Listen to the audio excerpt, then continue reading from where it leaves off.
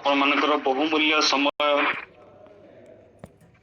को आम एई सहभागितारे योगदान करिपारे जे देइचंती प्रभु आपण मन को बहुत भाବରେ आशीर्वाद करतु। आसंतु आरंभ करिवा आ आरंभ करिया पूर्वरु हमने प्रार्थना करिया। प्रथम विषय को आगे आरंभ करिवे जे जेनेसिस बा आदि पुस्तक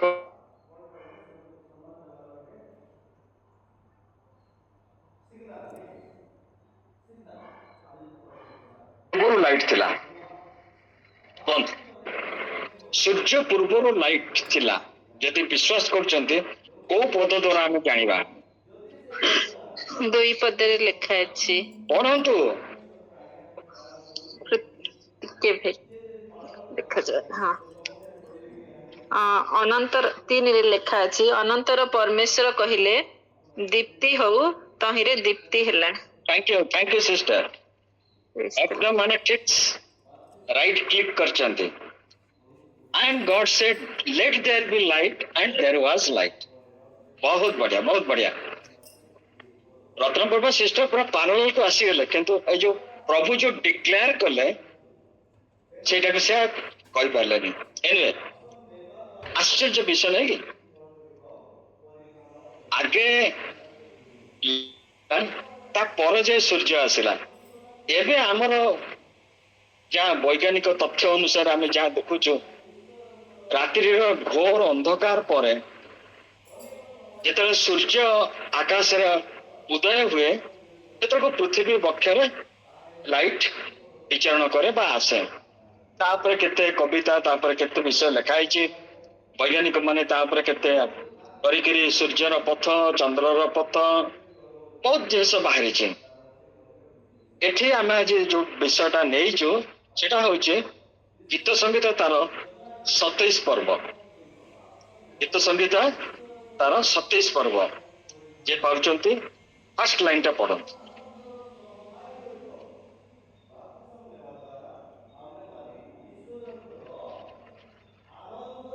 सदाप्रभु मोहर दीप्ति और मोहर परित्राण मु कहा सदाप्रभु मोर जीवन। हाँ सदाप्रभु मोहर दीप्ति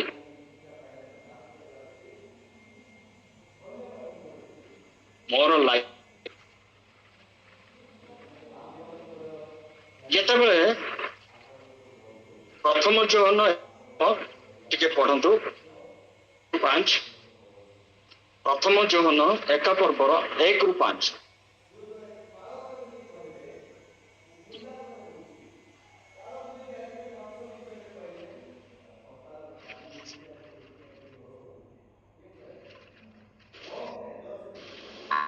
ଥିଲେ ଆମେ ଶୁଣି ଯାହା ଚକ୍ଷୁରେ ଦେଖିଅଛୁ ଯାହାକୁ ନିରୀକ୍ଷଣ କରିଅଛୁ ଓ ସ୍ପର୍ଶ କରିଅଛୁ ସେ ରୂପ ବାକ୍ୟ ସମ୍ବନ୍ଧରେ ଜଣାଉଅଛୁ ଜୀବନ ପ୍ରକାଶ ଆମ୍ଭେ ମାନେ ଦେଖିଅଛୁ ଓ ସାକ୍ଷ୍ୟ ଦେଉ ଯେ ଅନନ୍ତ ଜୀବନ ପିତାଙ୍କ ସଙ୍ଗରେ ଥିଲେ ଓ ଆମମାନଙ୍କ ନିକଟରେ ପ୍ରକାଶିତ ହେଲେ ତାହାଙ୍କର ବିଷୟରେ ତୁମମାନଙ୍କୁ ଜଣାଉଅଛୁ ଯାହା ଆମ୍ଭେ ମାନେ ଦେଖିଅଛୁ ତାହା ତୁମମାନଙ୍କୁ ମଧ୍ୟ ଜଣାଉଅଛୁ ଯେପରି ତୁମମାନଙ୍କର ମଧ୍ୟ ଆମମାନଙ୍କର ସହିତ ସହଭାଗିତା ହୋଇପାରେ ଆଉ ଆମ୍ଭମାନଙ୍କର ସହଭାଗିତା ପିତା ଓ ତାହାଙ୍କ ପୁତ୍ର ଯୀଶୁଖ୍ରୀଷ୍ଟଙ୍କ ସହିତ ଅଛି। ଆମ୍ଭମାନଙ୍କର ଆନନ୍ଦ ଯେପରି ପରିପୂର୍ଣ୍ଣ ହୁଏ ଏଥିନିମନ୍ତେ ଆମ୍ଭେମାନେ ଏହିସବୁ ଲେଖୁଅଛୁ। ଆମ୍ଭେମାନେ ତାହାଙ୍କଠାରେ ନିଅଛୁ ଓ ତୁମମାନଙ୍କୁ ଜଣାଉଅଛୁ ତାହା ଏହି ଈଶ୍ୱର ଜ୍ୟୋତି ସ୍ୱରୂପ ଆଉ ତାହାଙ୍କଠାରେ ଅନ୍ଧକାରର ଈଶ୍ୱର ଜ୍ୟୋତି ସ୍ୱରୂପ ତାହାଙ୍କ ଠାରେ ଅନ୍ଧକାରର ଲେଶ ନାହିଁ। ଆଦି ପୁସ୍ତକରେ ଆମେ ଦେଖିଲୁ ଯେତେବେଳେ ପୃଥିବୀ ଉପରେ ଅନ୍ଧକାର ବ୍ୟାପ୍ତ ଥିଲା ଆଉ ପବିତ୍ର ଆତ୍ମା ତାହା ଉପରେ ବ୍ୟାପ୍ତ ଥିଲେ ସେହି ସମୟରେ ସେ କହିଲେ let there be light and there was light. ତହିଁରେ ଦୀପ୍ତି ହଉ ବୋଲି ସେ ଉଚ୍ଚାରଣ କରି ଡିକ୍ଲେୟାର କଲେ। ଆମେ ବହୁ ସମୟରେ भूली जाऊ ए डिक्लेरेशन आमे काहे कि डिक्लेयर करबानी ଯଦି ପ୍ରଭୁ ସେ ଗୋଟେ କ୍ରିଏଟର ହେଇକିରି ସେ ଯଦି ଡିକ୍ଲେୟାର କରୁଛନ୍ତି ଲେଟ୍ ଦେयर ବି ଲାଇଟ୍, ଆମେ କରିବାର ଅସୁବିଧା କଣ ରହିଲା? ଏଇ ଯୋଉ ଗୀତ ସଂହିତା 27 ପର୍ବଟା ମୁଁ ଆଜି ନେଇଛି, ଏଟା ଗୋଟେ ଡିକ୍ଲାରେସନ। এটা অবশ্য বাইবেলে লেখা ହେଇଛି ଦାଉଦଙ୍କର ଗୀତ, କିନ୍ତୁ ଏଇଟା ଗୋଟେ ଡିକ୍ଲାରେସନ। ତାଙ୍କ ଜୀବନରେ ଖାଲି ଆସିଥିଲା ବିପଦ, ତାଙ୍କ ଜୀବନରେ ଶତ୍ରୁ ଆସିଥିଲା, ଆମ ଜୀବନରେ କିଛି ଆସୁନି ସେଟା ନୁହେଁ। ଆମ ଜୀବନରେ ସମସ୍ତଙ୍କ ଜୀବନରେ କିଛି ନା କିଛି ସମସ୍ୟା, ଆମେ ଯେତେବେଳେ ସମସ୍ତଙ୍କର ସାକ୍ଷ୍ୟ ଶୁଣୁଛୁ ଆମେ କ୍ଲିୟର ଜାଣିପାରୁଛୁ କେହି ଏମିତି ଲୋକ ଜଗତରେ ନାହିଁ ଯାହାକି ଜୀବନରେ କି ସମସ୍ୟା ବୋଲି ଜିନିଷ ଆସେନି, ସମସ୍ତଙ୍କ ଜୀବନରେ ଆସିଛି। ଆଜି ଏଇଥିପାଇଁକା ମତେ ଏଇଟା ଭଲ ଲାଗୁଛି କହିବା ପାଇଁ ଯେ ଆମକୁ ବାଇବଲରେ ବହୁତ ଗୁରୁତ୍ୱର ତଥ୍ୟ ସବୁ ସମ୍ବଳିତ ବିଷୟ ମିଷ୍ଟେରିଜ ଆମକୁ ପ୍ରଦାନ କରାହେଇଛି, ତାକୁ ଆମେ ଖୋଳିକିରି ବାହାର କରିବା ଆଉ ନିଜ ପାଇଁ ତାକୁ ବ୍ୟବହାର କରିବା। ଏଠି ଦାଉଦ କହୁଛନ୍ତି ସଦାପ୍ରଭୁ ମୋହର ଦୀପ୍ତି, ମୋହର ପରିତ୍ରାଣ, ମୁଁ କାହାକୁ ଭୟ କରିବି। ଇଟ୍ ଇଜ ଏ ଡିକ୍ଲାରେସନ। ସେ ହଁ ଜ୍ଞାନ ସହିତ ବା ବୁଦ୍ଧିର ସହିତ ଜାଣିଛନ୍ତି ଯେ ସଦାପ୍ରଭୁ ତାଙ୍କର ଦୀପ୍ତି। ସେ ଭଲ ଭାବେ ଜାଣିଛନ୍ତି ଈଶ୍ୱର ଯାହାର ସହବର୍ତ୍ତୀ ତାକୁ କେହି କିଛି ତାର କିଛି କରିପାରିବନି ବା କାହାକୁ ସେ ଭୟ ବି କରିବନି। ତ ଏତେ କହିବାର ଦରକାର କଣ, ଯୋଉଟା କି ପରବର୍ତ୍ତୀ ସମୟରେ ସେଟା ଗୀତ ହେଇକିରି ଜେରୁସାଲେମ ମନ୍ଦିରରେ ଯୋଉମାନେ ସବୁ ଗୀତ ବୋଲନ୍ତି ସମସ୍ତେ ଆକୁ ବୋଲିଛନ୍ତି। କଣ ଦରକାର? ଯାହା ତ ଈଶ୍ୱରଙ୍କର ଆଟ୍ରିବ୍ୟୁଟ୍ସ ବା ଗୁଣାବଳୀ ସେ ତ ଅଛି, ସେ ତ ପରିବର୍ତ୍ତନ ହବନି। ତମେ କୁହ ବା ନ କୁହ ବା ସାଇଲେଣ୍ଟ ରୁହ, କିଛି ପରିବର୍ତ୍ତନ ହବନି। ଈଶ୍ୱର ହଉଛନ୍ତି ଦୀପ୍ତି। ଆମେ ପ୍ରଥମ ଜହନରେ ବି ଦେଖିଲୁ ତାହାଙ୍କ ଠାରେ ଅନ୍ଧକାର ଲେଶ ବି ନାହିଁ, ତାକୁ ବି ଆମେ ଦେଖିଲୁ। କିନ୍ତୁ ଦାଉଦ ତମ ପାଖରେ ଏମିତି କଣ ଅସୁବିଧା ହେଲା, ତମର କଣ ପାଇଁକା ଇଚ୍ଛା ହେଲା ଆକୁ ଏତେ ଉଚ୍ଚ ସ୍ତରରେ ପାଟି କରିବା ପାଇଁ, ଡିକ୍ଲାର କରିବା ପାଇଁ? ହଁ ପ୍ରିୟ ଭାଇ ଭଉଣୀ, ଆମେ କିଛି ବୁଝୁ ବା ନ ବୁଝୁ ଆମେ ଜାଣିଛୁ ଏଇ ଗୀତ ସଂହିତା 27 ହଉଛି ପ୍ରତି ଖ୍ରୀଷ୍ଟିଆନର ଗୋଟେ ରକ୍ଷା କବଚ। ଯେତେବେଳେ ଭୟ ଆସୁଛି, ସମସ୍ତଙ୍କ ଜୀବନରେ ଭୟ ଆସିବ, ଦୁଃଖ ଆସିବ, ସମସ୍ୟା ଆସିବ, କଷ୍ଟ ଆସିବ, ଆମକୁ ଈଶ୍ୱରଙ୍କର ସେ ଗୁଣାବଳୀକୁ ଡିକ୍ଲେୟାର କରିବାକୁ ଅଛି। ଯଦି ବିପଦ ଆସିବ ଆମକୁ ମନେ ରଖିବାର ଅଛି ସେ ଆମର ଦୃଢ ବଡ। ଯେତେବେଳେ ଆମମାନଙ୍କର ଜୀବନରେ କୌଣସି ଗୋଟେ ଯେମିତି କୌଣସି ଗୋଟେ ସମସ୍ୟାଟା ସମାଧାନ ହଉନି, କୌଣସି ଭାବେ ଆମେ ଗୋଟେ ରକ୍ଷା ପାଉନୁ, କିଛି ନା କିଛି ଗୋଟେ ଅସୁବିଧା ଆମର ନିଶ୍ଚିନ୍ତ ତାକୁ ବିପଦରେ ପକେଇ ଦଉଛି। ଅନିଶ୍ଚିତ ଭବିଷ୍ୟତକୁ ଆମେ ଯେତେବେଳେ ପଳେଇ ଯାଉଛୁ, ସେତେବେଳକୁ ଦାଉଦଙ୍କ ପରି ପ୍ରଭୁଙ୍କର ପ୍ରେଜେନ୍ସ, ପ୍ରଭୁଙ୍କର ଉପସ୍ଥିତିକୁ ଆମକୁ ଖୋଜିବାକୁ ପଡିବ। ଡିକ୍ଲେୟାର କଲେ, ମନେ ରଖିଲେ, ଅନିଶ୍ଚିତ ଅବସ୍ଥା ସମୟରେ ଧୈର୍ଯ୍ୟର ସହ ତାଙ୍କର ଅନ୍ୱେଷଣ କଲେ ସମସ୍ୟା ସଲ୍ଭ ହବ ନାହିଁ। ଏକ ନିରବଚ୍ଛିନ୍ନ ଧୈର୍ଯ୍ୟ ପ୍ରତ୍ୟେକ ଖ୍ରୀଷ୍ଟିଆନ, ଯୋଉମାନେ କି ବୟପ୍ରାପ୍ତ ହଉଛନ୍ତି ଖ୍ରୀଷ୍ଟିଆନ, ଆଉ ସେମାନଙ୍କ ପ୍ରତ୍ୟେକଙ୍କ ଜୀବନରୁ ଆପଣ ଶିକ୍ଷା କରିପାରିବେ ଗୋଟେ ନିରବଚ୍ଛିନ୍ନ ଧୈର୍ଯ୍ୟର ଆବଶ୍ୟକତା ଅଛି। ଏଇଠି ଗୋଟେ ଦେଖନ୍ତୁ, ଗୋଟେ ସୁନ୍ଦର ବିଷୟ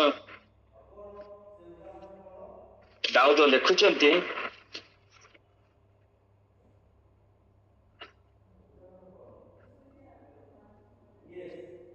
ମୋହର ଜୀବନର ବଳ, ମୁଁ କାହାଠାରୁ ଭୀତ ହେବି?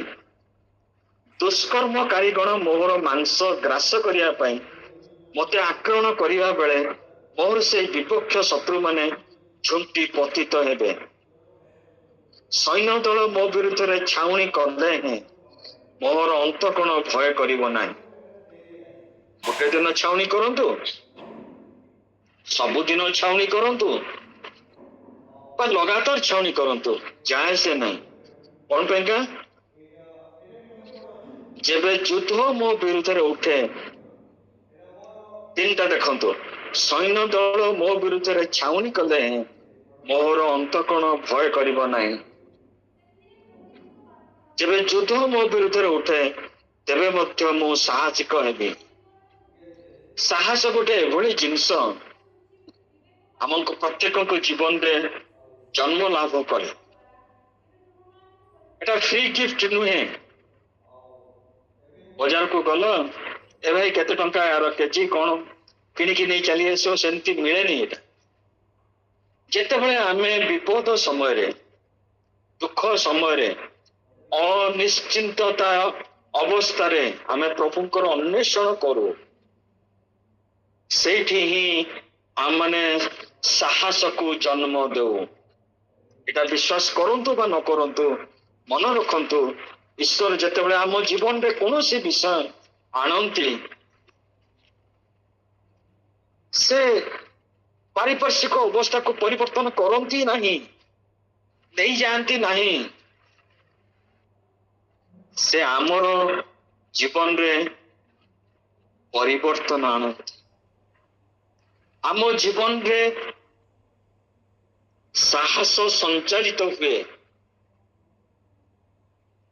ଯୋଉଟା କି ଜୀବନର ଶେଷ ପର୍ଯ୍ୟନ୍ତ ଲାଗି ରହେ। ଶିଷ୍ୟମାନେ ଭୟରେ, ଡରରେ, ଯୀଶୁଙ୍କର କ୍ରୁଶୀୟ ମୃତ୍ୟୁଭୋଗ ପରେ ଘର ଭିତରେ କବାଟ ଖିଡ଼ିକି ବନ୍ଦ କରିକିରି ରହୁଥିଲେ। ଭୟ, ସାହସ ନଥିଲା କାହାର ପାଖରେ ବି। ଆପଣ ଦେଖନ୍ତୁ, ଯୋଉମାନେ 3.5 ବର୍ଷ ଯୀଶୁଙ୍କ ସହିତ ଲାଗିକି ରହିଲେ, ଯୀଶୁଙ୍କର କଥା ଶୁଣିଲେ, ଯୀଶୁଙ୍କୁ ସବୁ ବିଷୟରେ ସେମାନେ ନିରୀକ୍ଷଣ କଲେ, ଗୋଟିଏ ପରେ ଗୋଟିଏ ବିଷୟରେ। ସେମାନେ ପୁଣି ରାଜ୍ୟର ସନ୍ତାନ ଥିଲେ ବୋଲି ଯୀଶୁ ଗୋଟେ ଦୃଷ୍ଟାନ୍ତର ଭାବକୁ ବୁଝଉ ବୁଝଉ କହିଲେ। ସେମାନଙ୍କ ଭିତରେ କେତେ ଭୟ, କିନ୍ତୁ ଯେତେବେଳେ ସେମାନେ ଏକାଠି ମିଶିକିରି ପ୍ରାର୍ଥନା କରୁଛନ୍ତି, ବାଇବଲର ଗୀତ ସଂଗୀତରୁ କିଛି ପଦ୍ୟକୁ ଆବୃତ୍ତି କରୁଛନ୍ତି। ଆମେ ସମସ୍ତେ ଜାଣିଥିବା ପ୍ରେରିତ 4 ପର୍ବରେ ତର୍ଜନ ଗର୍ଜନ ପ୍ରତି ସେମାନଙ୍କର ଦୃଷ୍ଟିପାତ କରେ। ତାପରେ ଆମେ ଦେଖୁଛୁ, ସେ ଯୋଉ ଜାଗାରେ ପ୍ରାର୍ଥନା କରୁଥିଲେ ସେ ଚଟାଣ ଦୋହଲିବାକୁ ଲାଗିଲା। ସେଠି ସାହସ ଜନ୍ମ ନେଲା। ପ୍ରଭୁ ସେମାନଙ୍କ ନିମନ୍ତେ ସେଇ ଯୋଉ ଜେରୁସାଲେମର ମହାଯାଜକ ମାନଙ୍କୁ, ଶାସ୍ତ୍ରୀ ମାନଙ୍କୁ, ଫାରୁସୀ ମାନଙ୍କୁ, ସାନେହେଡ୍ରିନର ସମସ୍ତ ସଭ୍ୟଙ୍କୁ ମାରି ନାହାନ୍ତି କି କିଛି ତାଙ୍କୁ ଅସୁବିଧା କରିନାହାନ୍ତି, କିନ୍ତୁ ଏମାନଙ୍କ ଭାବରେ ଯୋଉ ଅଭାବ ଥିଲା, ସାହସର ଯୋଉ ଅଭାବ ଥିଲା, ସେଇଠି ଜନ୍ମ ନେଲା। ସେମାନେ କହୁଛନ୍ତି, ପ୍ରଭୁ ଆମମାନେ ଯେମିତି ନିର୍ଭୟରେ ତୁମର ବାକ୍ୟ କହିପାରିବୁ, ଆମମାନଙ୍କୁ ସାହସ ଦିଅ।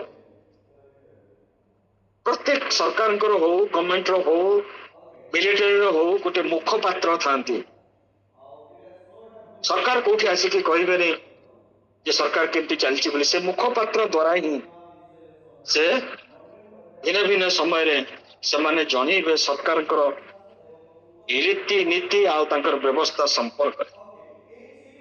ସେମାନେ କହୁଛନ୍ତି, ପ୍ରଭୁ ଆମମାନେ ତୁମର ମୁଖପାତ୍ର, we are your spokesperson, ଆମମାନଙ୍କୁ ସାହସ ଦିଅ। ଆପଣ ମାନଙ୍କ ମନ ଥିବ, ଏତେ ସାହସ ପାଇଲେ ସେ ଜେରୁସାଲେମ ମନ୍ଦିରରେ ସମସ୍ତ ସାନେହେଡ୍ରିନ ସଦସ୍ୟ ମାନଙ୍କ ଆଗରେ ଭିତର କହୁଛନ୍ତି ଯାହାଙ୍କୁ ଆପଣ ମାନେ ଲୋକ ଆଉ ଡର ଭୟ କିଛି ନାହିଁ, ରୁମ୍ ବନ୍ଦ କରିକି ରହିବାର ବି ନାହିଁ। ଯାହାଙ୍କୁ ଆପଣ ମାନେ କ୍ରୁଶରେ ହତ କଲେ, କେତେ ସାହସ, ଯାହାଙ୍କୁ ଆପଣ ମାନେ ଆପଣ ଭାବନ୍ତୁ,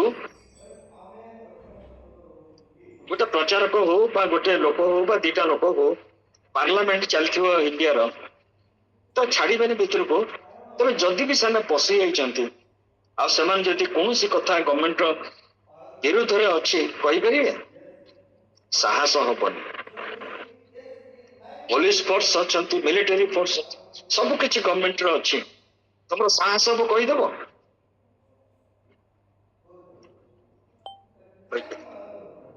କିନ୍ତୁ ଆଜି ସେମାନଙ୍କ ପାଖରେ ଯୋଉ ସାହସ ଜନ୍ମ ନେଇଛି, ସେ ସାହସ ଯୋଗୁ ସେମାନେ କହୁଛନ୍ତି ଯାହାଙ୍କୁ ଆପଣ ମାନେ କ୍ରୁଶରେ ହତ କଲେ, ସେ ପୁଣି ତୃତୀୟ ଦିନରେ ଉଠିଛନ୍ତି ଆଉ ତାହାଙ୍କ ବିଷୟରେ ଆମେ ପ୍ରଚାର କରୁଛୁ। ଏଇଟା ହଉଛି ସାହସ।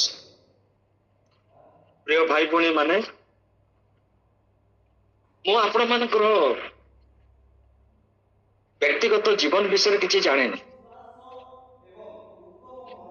କିନ୍ତୁ ଏତିକି ଜାଣେ ଯୋଉ ସାହସ ଥିଲା ଆପଣ ମାନଙ୍କର ପୂର୍ବରୁ, ଜୀବନର ଯୋଉ ଗତିଶୀଳ ଗତି ପ୍ରବାହ ସମସ୍ୟା ଭିତରେ ଦେଇ ଆପଣ ଯୁଝି ଆସିଛନ୍ତି, ତା ଭିତରେ ଆପଣ ମାନଙ୍କର ସାହସ ବହୁ ଗୁଣରେ ବଢି ଯାଇଛି। ସେଥିପାଇଁ ଆପଣ ମାନେ ବି ଡିକ୍ଲେୟାର କରିବା ଦରକାର, ସଦା ପ୍ରଭୁ ମୋହର ଦୀପ୍ତି, ସଦା ପ୍ରଭୁ ମୋହର ପରିତ୍ରାଣ, ମୁଁ କାହାକୁ ଭୟ ହେଇପାରେ। ଏଇଟା ବହୁତ ପୁରୁଣା ଗୀତ ସଂଗୀତ, ଆମର ଏତେ କିଛି ଏଥିରେ ଆନନ୍ଦ ନାହିଁ, କିନ୍ତୁ ଡିକ୍ଲେୟାର କରିବାର ଅସୁବିଧା କଣ ଅଛି? ଯେତେବେଳେ ଆପଣ ମାନେ ବସୁଛନ୍ତି, ବାକ୍ୟ ପଢୁଛନ୍ତି, ଡିକ୍ଲେୟାର ଇଟ୍, ଆକୁ ଘୋଷଣା କରନ୍ତୁ। ପ୍ରଭୁଙ୍କୁ ପ୍ରଶଂସା କରିବାରେ ଅଟକି ଯାଆନ୍ତୁ ନାହିଁ। ଆହୁରି ଆହୁରି ନୂଆ ନୂଆ ବଳ ପାଇବେ। ସେ 3ର ଲାଷ୍ଟକୁ ଲେଖା ହେଇଛି, ଯେବେ ଯୁଦ୍ଧ ମୋ ବିରୁଦ୍ଧରେ ଉଠେ ତେବେ ମଧ୍ୟ ମୁଁ ସାହସିକ ହେବି। ସେ ସାହସିକ, ସେଥିପାଇଁ ସେ ଡିକ୍ଲେୟାର କରୁଛନ୍ତି, ଆପଣ ମାନେ ବି ଡିକ୍ଲେୟାର କରନ୍ତୁ, ମୁଁ ସାହସିକ। ଆପଣ ମାନେ ଜାଣିଥିବେ କି ନ ଜାଣିଥିବେ ମୁଁ ଜାଣିନି, ଏଇଟା ଭାରତର କଥା।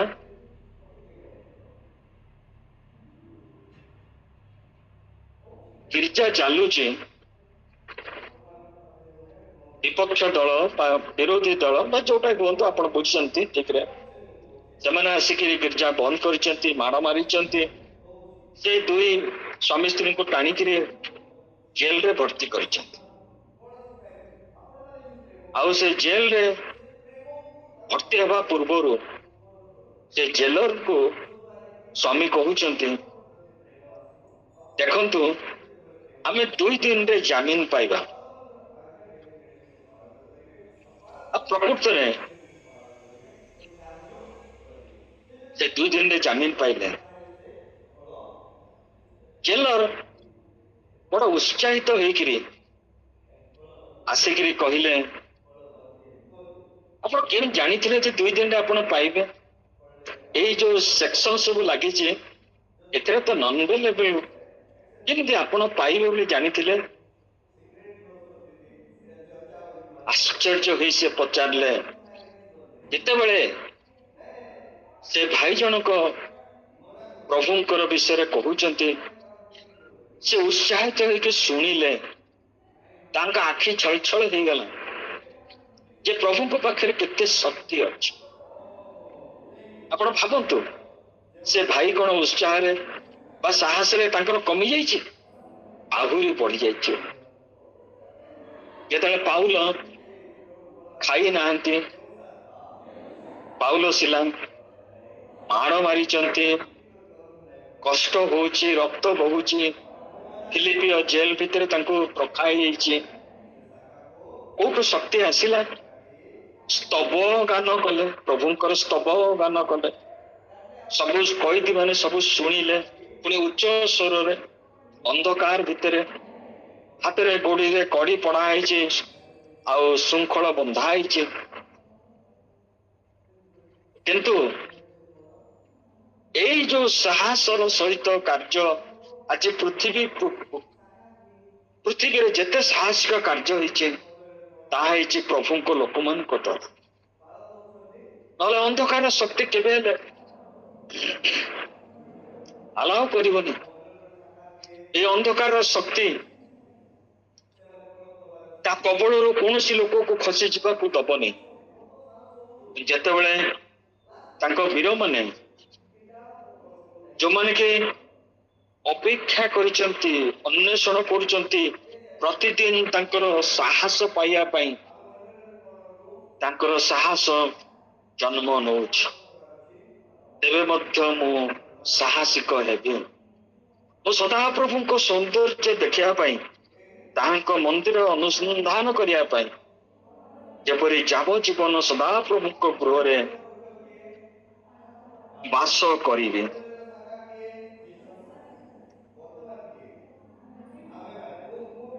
He that dwelleth in the secret place of the Most High, ଯେ ସଦାପ୍ରଭୁ ପରମେଶ୍ୱରଙ୍କର ସର୍ବଶକ୍ତିମାନଙ୍କ ଛାୟା ତଳେ ବସତି କରିବ, ଆବୃତ ସ୍ଥାନରେ ବସତି କରିବ।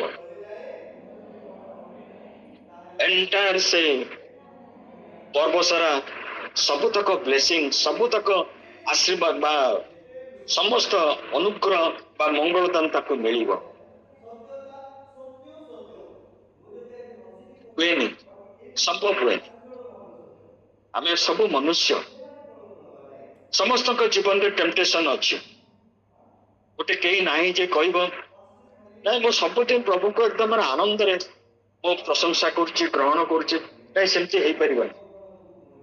ସତନ କାହାକୁ ଛାଡିବନି, ଆପଣଙ୍କୁ ଛାଡିବନି, ମତେ ଛାଡିବନି, କାହାକୁ ଛାଡିବନି।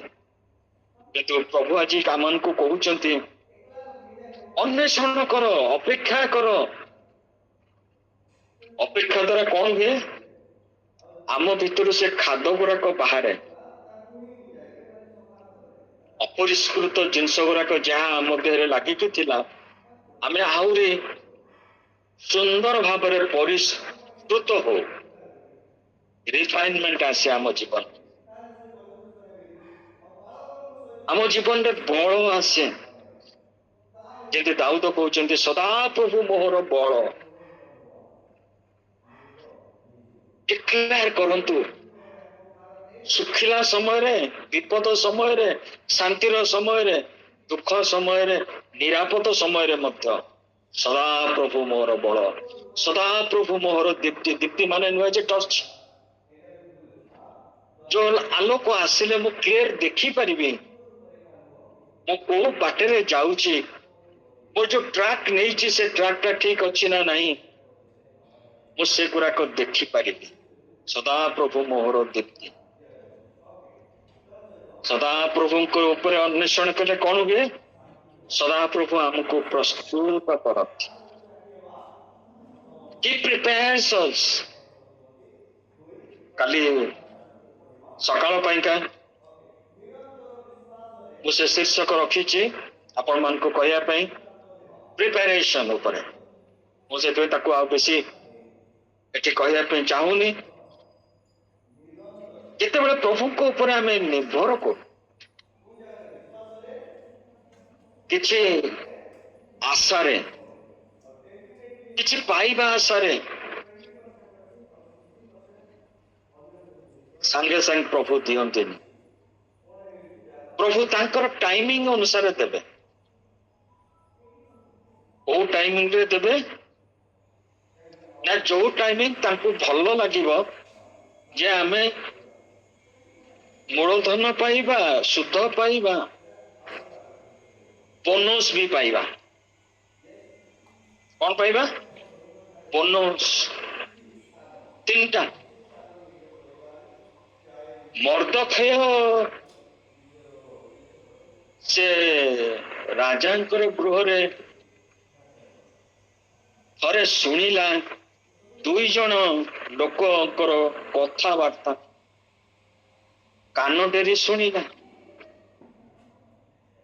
ଯାଇକିରି ଏଷ୍ଟର ରାଣୀକୁ କହିଲା, 2 ଜଣ ଲୋକ ପ୍ଲାନ୍ କରୁଛନ୍ତି ରାଜାଙ୍କୁ ହତ୍ୟା କରିବା ପାଇଁ। ଏଷ୍ଟର ଯାଇକି ରାଜାଙ୍କୁ କହିଲେ, ରାଜା ଅନୁସନ୍ଧାନ କମିଟି ବସେଇଲେ ଏବଂ ସେ କମିଟି ରିପୋର୍ଟ ଦେଲେ, ଯାହା ମର୍ଦ୍ଦକୟ କହିଛି ସେଟା ସତ କହିଛି। କଥାଟା ସେଇଠି ରହିଗଲା, ଆଉ ଆଗକୁ ପଠିଲାନି।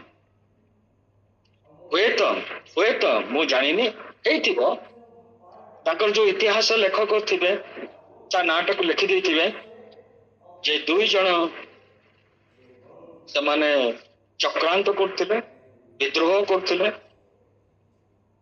ଆଉ ସେଇ କଥାଟା ମର୍ଦ୍ଦକୟ ବୋଲି ଗୋଟେ ଲୋକ ସେ ଜଣେଇ ଦେବାରୁ ସେ ଚକ୍ରାନ୍ତକୁ ଭଣ୍ଡ କରାଗଲା, ପଣ୍ଡ କରାଗଲା, ଆଉ ରାଜାଙ୍କର ସୁରକ୍ଷା ହେଲା। ତାକୁ ଇତିହାସ ପୁସ୍ତକରେ ଲେଖା ହେଇଥିବ। କିନ୍ତୁ କଥାଟା ସେଇଠି ଅଟକି ଗଲାନି। ପ୍ରଭୁଙ୍କର ଟାଇମିଂଟା ଦେଖନ୍ତୁ। ହାମାନ ର ପ୍ରମୋସନ ହେଲା, ତାର କେତେ ଗୁଡେ ପୁଅ, ସମସ୍ତଙ୍କୁ ଡକେଇଲା, ତାର ରିଲେଟିଭ ମାନଙ୍କୁ ଡକେଇଲା, ତା ସ୍ତ୍ରୀକୁ ଡକେଇଲା, ସମସ୍ତେ ଖୁସି ବାସି ହେଲେ। ଆଉ ଖାଲି ପ୍ରମୋସନ ନାହିଁ, ସେ ଯୁଆଡେ ଯିବ ସମସ୍ତେ ତାକୁ ପ୍ରଣାମ କରିବେ, ନହେଲେ ସମ୍ମାନ ଦେବେ। ଯେତେବେଳେ ସେ ରାଜ ଘରକୁ ଆସୁଛି, ମର୍ଦ୍ଦକୟ ପ୍ରଣାମ କରେନି କି ଛିଡା ହୁଏନି କି ତାକୁ ସମ୍ମାନ କରେନି।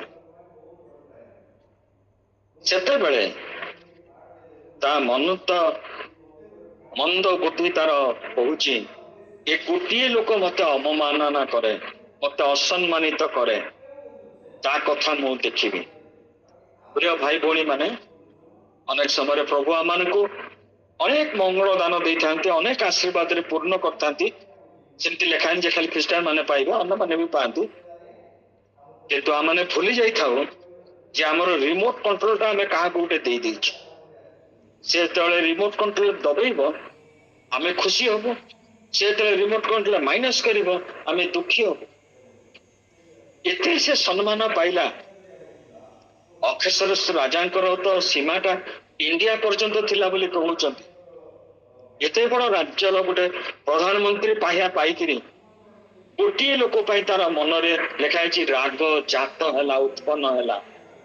ସାହସ ଜାତ ହେଲାନି, ରାଗ ଜାତ ହେଲା।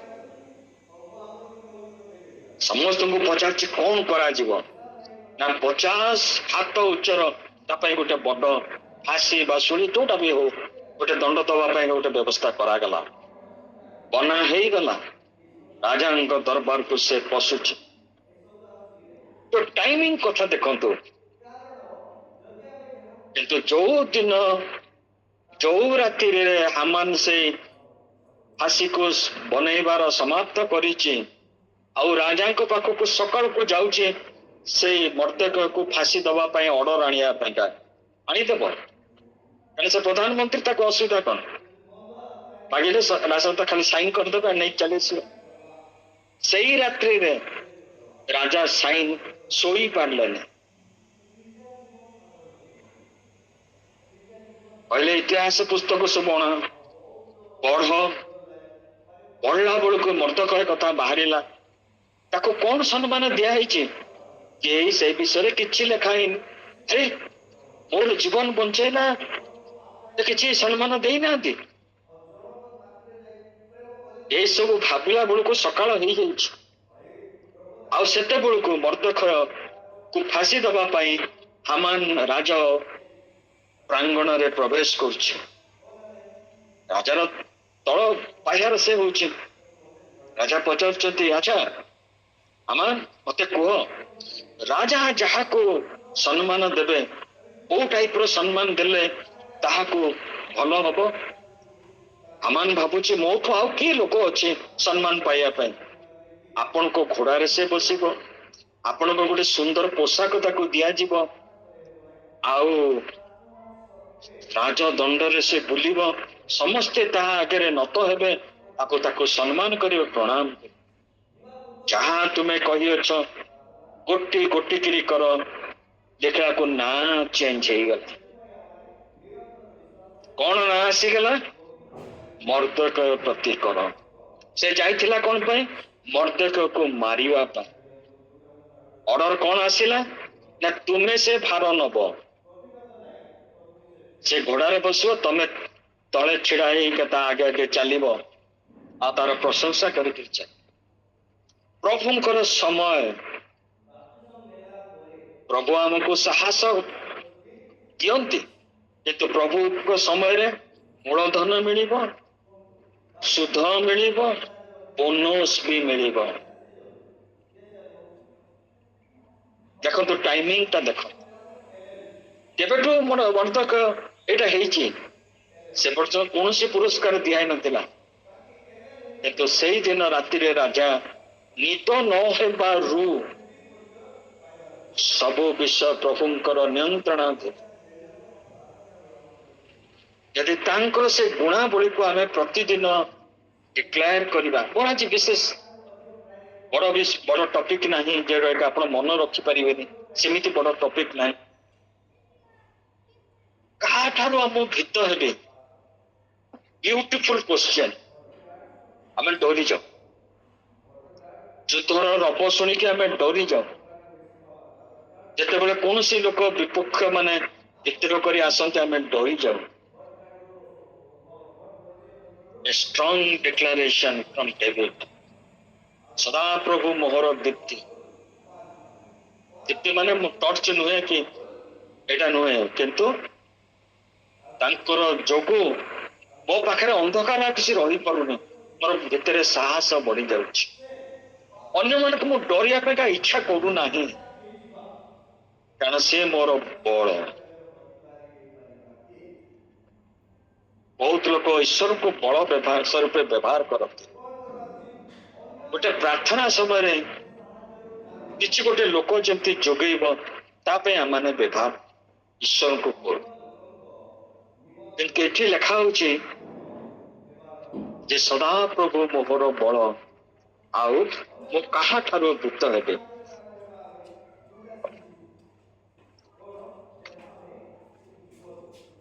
ଆମର ଖ୍ରୀଷ୍ଟିଆନ ଜୀବନର ମୂଳ ବିଷୟ ନୁହେଁ ପ୍ରୋଟେକ୍ସନ। ସେ ମତେ ତାଙ୍କ ଅନ୍ତରାଳରେ ଲୁଚେଇକି ରଖିବେ। 5 ପର୍ବର ଶେଷ ପଦ ଲେଖାନ୍ତି, ବିପଦ ଦିନରେ ସେ ଆପଣ ଆବାସରେ ମତେ ଗୋପନ କରିକି ରଖିବେ, ସେ ଆପଣ ତମ୍ବୁର ଅନ୍ତରାଳରେ ମତେ ଲୁଚାଇବେ।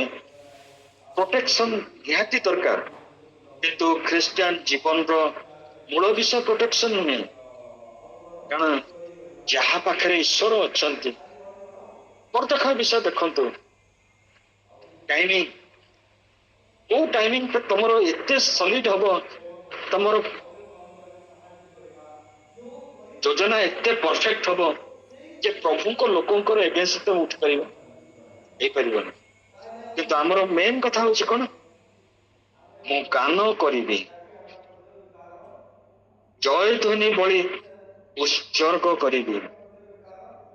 ଏବେ ମୋ ଚତୁର୍ଦିଗସ୍ଥ ଶତ୍ରୁଗଣ ଉପରେ ମୋହର ମସ୍ତକ ଉନ୍ନତ ହେବ। ମୁଁ ଯାହା ବୁଝିଛି ଆପଣ ମାନଙ୍କୁ କହୁଛି, ହୁଏତ ମୁଁ ବି ଭୁଲ ହେଇପାରେ। ଯେ ପର୍ଯ୍ୟନ୍ତ ଶତ୍ରୁ ଆସିନି, ଆମେ କହୁନା ଷ୍ଟେପିଂ ଷ୍ଟୋନ ଟୁ ସକ୍ସେସ। ଯେତେବେଳେ ଆମେ କୋଠା ଉପରକୁ ଉଠୁ, ପ୍ରତି ପାହାଚ ଗୋଟେ ଗୋଟେ ଷ୍ଟେପିଂ ଷ୍ଟୋନ। ଗୋଟେ ଉଠିଲୁ, 2 ଫୁଟ ଉଠିଲୁ, 3 ଫୁଟ ଉଠିଲୁ, 4 ଫୁଟ ଉଠିଲୁ, ତାପରେ 10 ଫୁଟ ବେଳକୁ ଆମେ ଗୃହ ମଧ୍ୟରେ ପ୍ରବେଶ କରୁ। ପ୍ରଭୁ ଆଣିଥିଲେ ଶତ୍ରୁ ମାନଙ୍କୁ ଷ୍ଟେପିଂ ଷ୍ଟୋନ ପରିକା। କଣ ପାଇଁକା? ସେ ମସ୍ତକକୁ ମୋର ଉନ୍ନତ କରିବେ। ପୁରା ଡିଟ ଦେଖନ୍ତୁ ମର୍ଦ୍ଦକୟର କାହାଣୀ ସାଙ୍ଗରେ ସମାନ। ପରବର୍ତ୍ତୀ କାହାଣୀ ଆପଣ ମାନେ ଜାଣିଛନ୍ତି, ତାକୁ ପ୍ରଭୁ କେତେ ଉନ୍ନତ କଲେ। ସେ ଗର୍ତ୍ତ ଖୋଳିଲା, ସେ ଫାଶୀ ବନେଇଲା ମର୍ଦ୍ଦକୟ ପାଇଁ, ନିଜେ ଗଲା ସେଥିରେ। ପ୍ରଭୁ ମର୍ଦ୍ଦକୟର ମସ୍ତକ ଉନ୍ନତ କଲେ। ଯୋଉମାନେ ବିଶ୍ୱାସୀ, ଯୋଉଙ୍କର ସେବା କରନ୍ତି, ସେମାନେ ଜାଣିଥିବେ ଏ ପ୍ରତିଟି କଥାର ମୂଲ୍ୟ କେତେ? ଶତ୍ରୁ ଦରକାର। ଶତ୍ରୁ ହେଲେ ହିଁ ଆମର ମସ୍ତକ ଉନ୍ନତ ପାଇଁ ପ୍ରଭୁ ତାଙ୍କୁ ବ୍ୟବହାର କରିବେ ଆମ ପାଦ ରଖିବା ପାଇଁକା। ଉପରକୁ କେମିତି ଉଠିବା? ସେ ଶତ୍ରୁ ମାନଙ୍କ ଉପରେ ପାଦ ପକେଇକି ଉପରକୁ ଉଠିବା। ସେ ଆଣିବେ। ମୁଁ ସେଥିପାଇଁକା ଜୟ ଧ୍ୱନିର ବଳି ଉତ୍ସର୍ଗ କରିବି। ମତେ ଯୋଉମାନେ ପ୍ରାର୍ଥନା କରିବା ପାଇଁକା ଅନୁରୋଧ କରନ୍ତି, ମୁଁ ସମସ୍ତଙ୍କୁ କହେ, ମୋଟେ ବ୍ୟସ୍ତ ହୁଅନି, ମୋଟେ କାନ୍ଦନି, ଦୁଃଖ କରନି, ଜୟ ଧ୍ୱନି ସବୁବେଳେ କର, ପ୍ରଶଂସା କର କି ଈଶ୍ୱର ଆମମାନଙ୍କର ପାଖରେ ଅଛନ୍ତି। ସେ ଯୋଉ ଈଶ୍ୱର, ତାଙ୍କର ପରାକ୍ରମର କିଛି ଶେଷ ନାହିଁ। ଅସମ୍ ଗଡ୍, ଇଂରାଜୀରେ ଲେଖାଯାଏ ଅସମ୍ ଗଡ୍। ସେଭଳି ଈଶ୍ୱର ଆମ ପାଖରେ ଅଛନ୍ତି। ଆମେ ତାଙ୍କର ଜୟ ଧ୍ୱନି ଯେତେ କରିବା କମ୍ ପଡିବ, କମ୍ ପଡିବ। ମୁଁ ଗାନ କରିବି, ସଦାପ୍ରଭୁଙ୍କ ଉଦ୍ଦେଶ୍ୟରେ ପ୍ରଶଂସା ଗାନ କରିବି। ଏଇଠି ହଉଛି ଖ୍ରୀଷ୍ଟିଆନ ଜୀବନର ଏକ ଅମୂଲ୍ୟ ସମ୍ପଦ। ଏ ସଦାପ୍ରଭୁ, ମୁଁ ଆପଣ ରବରେ ଡାକିବା ବେଳେ ଶୁଣ, ମୋ ପ୍ରତି ଦୟା କର, ମତେ ଉତ୍ତର ଦିଅ। ବାଟିମୟ ଅନ୍ଧ ସେ କହିଥିଲା, ମତେ ଦୟା କର। ଯେ ହଉଛନ୍ତି ଦୟାର ସାଗର। ସାଗର କହିଲେ ସମୁଦ୍ର, ମାପି ହବନି।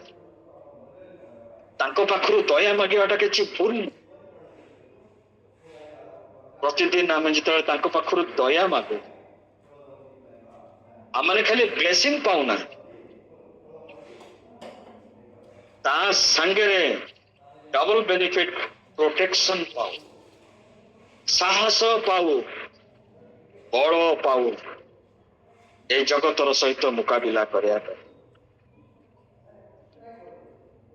ମୋ ଠାରୁ ଆପଣା ମୁଖ ଲୁଚାଅ ନାହିଁ, କ୍ରୋଧରେ ଆପଣା ଦାସକୁ ଦୂର କର ନାହିଁ।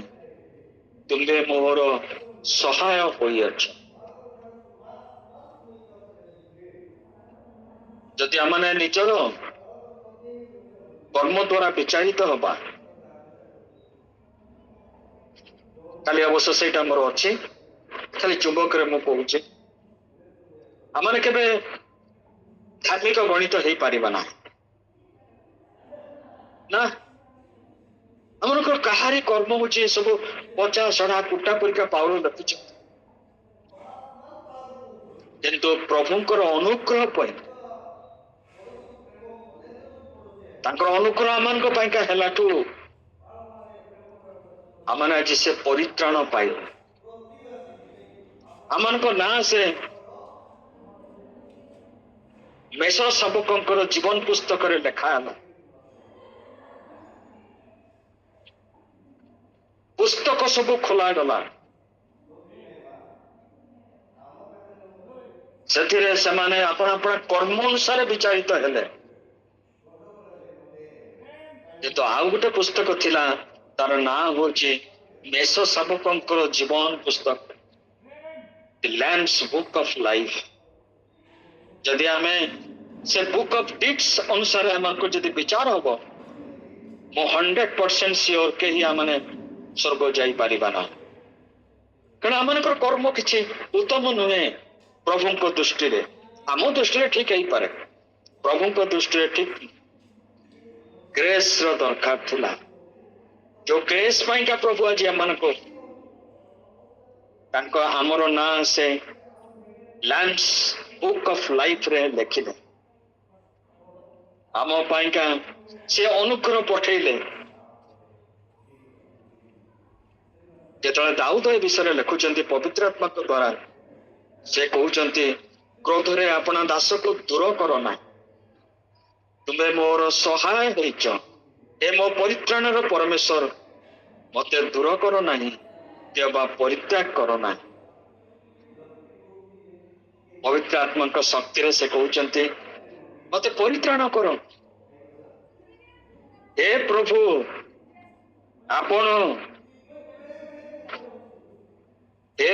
ଆପଣ ନିଜ ରାଜ୍ୟକୁ ଗଲେ ମତେ ସ୍ମରଣ କରିବେ। हे प्रभु आपण निज राज्य को गले मत स्मरण करिवे दया मागुछ दया दिया आज तुम्हें मत पारदर्श देखा कर दया पाइला आम मागिबार असुविधा कौन अच्छी आमर को ग्यारंटी अच्छे आमर को सर्टेनिटी अच्छे आमर जीवन रो आज जदि से बुक ऑफ डीड्स अनुसार विचारित हुए आम मैंने कुआड़ को जीव दयार आवश्यकता अच्छी अनुग्रह आवश्यकता अच्छी ए परित्राणर परमेश्वर मो प्रति दया दयार अपोजिट हूँ दूरकरण ए परित्राणर परमेश्वर मते दया मते परित्याग कर नहीं आ गोटे जगार दाऊद लिखुंट मुझे वृद्ध होची मते तुम पाखरु दूर को नि प्रभुंकर सहित रहिबार जो आनंद जो मजा ताहांकर आलोक तांकर दीप्तर मध्य गमना गमन करिवार जो आनंद प्रभु समस्त को दियंती मु यह कौन देखुची कौन देखुच पकईली तीन आउ जड़े ईश्वर को पुत्र पर से दीप्ति रे गमना गम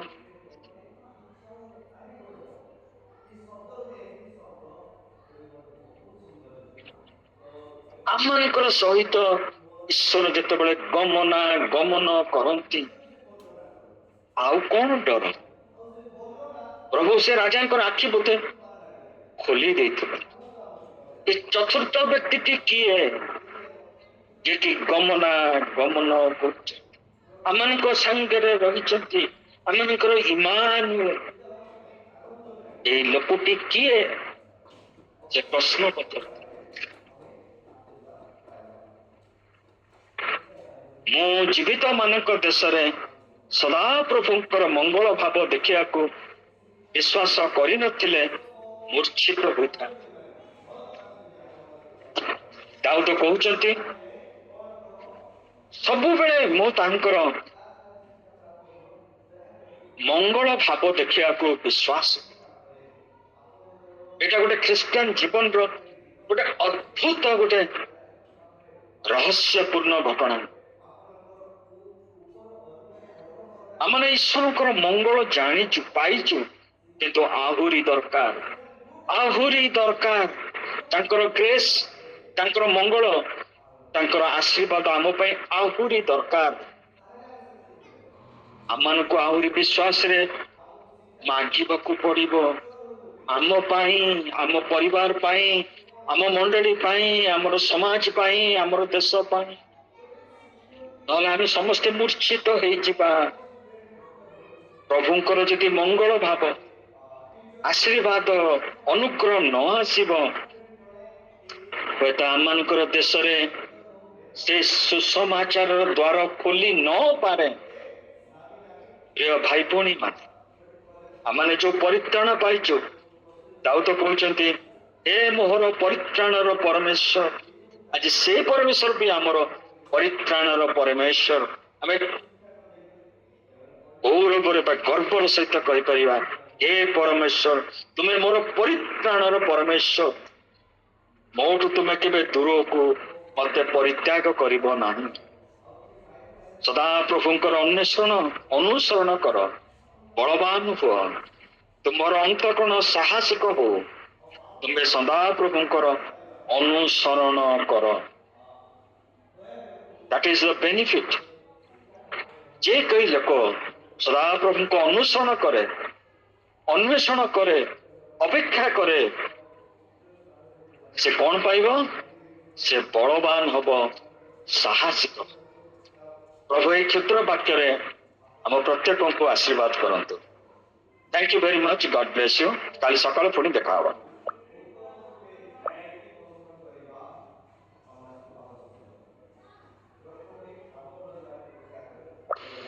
ସ୍ମିତା ଦେ ଆଗେ ନିଅ। ପ୍ରେଜ୍ ଦ ଲର୍ଡ। ପ୍ରଭୁଙ୍କୁ ଧନ୍ୟବାଦ। ସମସ୍ତଙ୍କୁ ସୁନ୍ଦର ଏଇ ବାକ୍ୟ ପାଇଁ ଆମେ ପ୍ରଭୁଙ୍କ ନିକଟରେ ଆସନ୍ତୁ, ଆମେ ଧନ୍ୟବାଦ ଦେବା। ପବିତ୍ର ପରାକ୍ରମୀ ପ୍ରଭୁ, ଆମେ ତୁମର ଧନ୍ୟବାଦ ଦଉ। ଅତି ସୁନ୍ଦର ଏକ ଏଇ ମଧ୍ୟାହ୍ନକାଳୀନ ଉପାସନାରେ ପ୍ରଭୁ ତୁମେ ଆମମାନଙ୍କୁ ଆଜି ଗୋଟିଏ ଘୋଷଣା କରିବାକୁ ଦେଉଛ, ସଦାପ୍ରଭୁ ମୋହର ଦୀପ୍ତି, ମୋହର ବଳ, ମୁଁ କାହାଠାରୁ ଭୀତ ହେବି। ହେ ପିତା, ତୁମେ ଆଜି କେତେ ସୁନ୍ଦର ଭାବରେ ଆମମାନଙ୍କୁ ବୁଝେଇଦେଲ। ଆଜି ମଧ୍ୟ ଆମମାନଙ୍କୁ ଆବଶ୍ୟକ ତୁମର ସେଇ ଦୀପ୍ତି, ସେଇ ବଳ, ସେଇ ଆଶୀର୍ବାଦ, ସେଇ ଅନୁଗ୍ରହ, ସେଇ ଜ୍ଞାନ, ସେଇ ବୁଦ୍ଧି। ନହେଲେ ଆମେ ମୂର୍ଚ୍ଛିତ ହବୁ ପ୍ରଭୁ। ଆମେ ମନୁଷ୍ୟ ମାତ୍ର ତୁମେ ଆମର ଈଶ୍ୱର ପ୍ରଭୁ। ତୁମେ ଆମ ପ୍ରତି ଦୟା କର, ଆମ ମଣ୍ଡଳୀ ପ୍ରତି ଦୟା କର ପ୍ରଭୁ। ଆମେ ବସିଥିବା ପ୍ରତ୍ୟେକଙ୍କ ପ୍ରତି ତୁମ ଦୟା ଆସୁ। ହେ ପ୍ରଭୁ, ସମସ୍ତଙ୍କୁ ତୁମେ ଆଶୀର୍ବାଦ କର। ବାକ୍ୟ ଦେଇଥିବା ଭାଇଙ୍କୁ ବହୁତ ଆଶୀର୍ବାଦ କର। ତୁମେ ଆଜି ତାଙ୍କୁ ସୁନ୍ଦର ଚିନ୍ତନ ଦ୍ୱାରା ପ୍ରଭୁ ଆମମାନଙ୍କୁ ତୁମେ ସେଇ ଜଳରେ ତୁମ ବାକ୍ୟ ରୂପ ଜଳରେ ପ୍ରଭୁ ଆମମାନଙ୍କୁ ପ୍ରଭୁ ସେଚିଲ ପ୍ରଭୁ।